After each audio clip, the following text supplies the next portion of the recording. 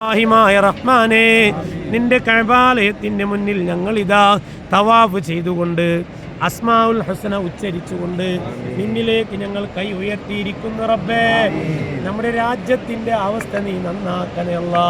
നമ്മുടെ ഇന്ത്യക്കാരുടെ അവസ്ഥ നീ നന്നാക്കണേ അല്ലാ. ഇന്ത്യയുടെ ഉടനീളം ശാന്തി സമാധാനം നിലനിർത്തണേ അല്ലാ. എല്ലാ ജാതി മതക്കാർ തമ്മിൽ കൈ കോർത്തുകൊണ്ട് ജീവിക്കുന്ന നല്ലൊരു അന്തരീക്ഷ ഇന്ത്യയിൽ നിലനിർത്തണേ അല്ലാ. അടച്ചവനെ, അതിലേക്ക് വിഘാതം ശിക്ഷിക്കുന്ന, അതിലേക്ക് വിഘാതമുണ്ടാക്കുന്ന ഭരണകർത്താക്കളുടെ ഭാഗത്തുണ്ടാകുന്ന എല്ലാവിധ ശർറുകളെ തൊട്ട് ഈ സമുദായത്തെ നീ കാക്കണേ അല്ലാ.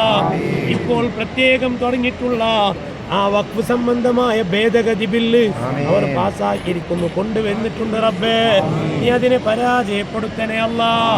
എന്തൊരു കുതന്ത്രങ്ങൾ വെച്ചിട്ടാണോ തുടങ്ങിയിട്ടുള്ളത് റബ്ബേ, നീ അതിനെ ഒതുക്കി വെക്കണേ തമ്പുരാനെ.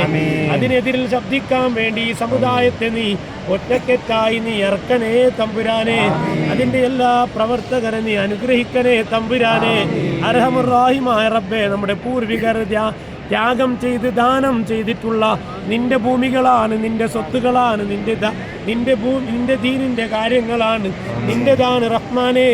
അതിൻ്റെ എതിരിൽ വരുന്ന എല്ലാവിധ ശത്രുക്കളെ പരാജയപ്പെടുത്തണേ തമ്പുരാനെ.